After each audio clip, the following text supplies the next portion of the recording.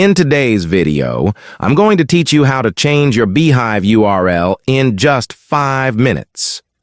Whether you've recently rebranded or want a new URL to better reflect your publication, this step-by-step guide will help you make the change efficiently.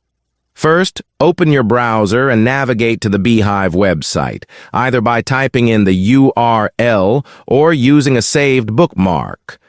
On the home page, click the Login button at the top, which will take you to the Sign In screen. For a quick and seamless login, select Sign In with Google, if your Beehiiv account is linked to your Google credentials, and follow the prompts to complete the login. Once logged in, go to your Settings tab, usually located in the main navigation pane of your dashboard. In the Settings menu, click on Domains to access URL and domain management tools. Under the Web URL section, click Edit next to your current URL.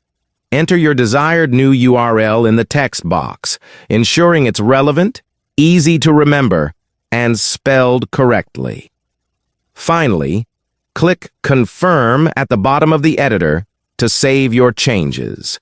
Your Beehiiv URL is now updated. Don't forget to test the new URL and update any links shared with your audience.